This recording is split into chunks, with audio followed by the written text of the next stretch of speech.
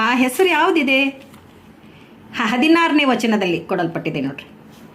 ಆ ಯೇಸು ಸ್ವಾಮಿಗೆ ಹೊಸ ಹೆಸರು ಯಾವುದಿದೆ ಅಂತಂದರೆ, ಆತನ ತೊಡೆಯ ಮೇಲಣ ವಸ್ತ್ರದಲ್ಲಿ ರಾಜಾಧಿರಾಜನು ಕರ್ತರ ಕರ್ತನು ಎಂಬ ಹೆಸರು ಬರೆದಿದೆ.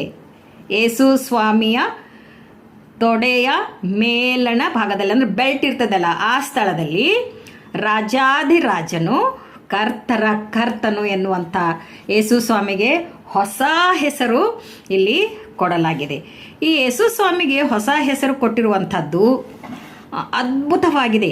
ಮತ್ತು ನಾವು ಇನ್ನೂ ಹಿಂದೆ ಹೋಗುವಾಗ 19ನೇ ಅಧ್ಯಾಯ 11ನೇ ವಚನದಲ್ಲಿ ನಾವು ನೋಡುವಾಗ ಮಧ್ಯದಲ್ಲಿ ಬಿ ಭಾಗದಲ್ಲಿ ನಂಬಿಗಸ್ತನು ಸತ್ಯವಂತನು ಎಂದು ಆತನ ಹೆಸರುಗಳು, ಯೇಸು ಸ್ವಾಮಿ ಹೆಸರುಗಳು ನಂಬಿಗಸ್ತನು, ಸತ್ಯವಂತನು, ರಾಜಾಧಿರಾಜನು, ಕರ್ತರ ಕರ್ತನು ಎನ್ನುವಂಥ ಹೆಸರು, ಹೊಸ ಹೆಸರುಗಳು ಆತನಿಗೆ ಕೊಡಲ್ಪಟ್ಟಿವೆ.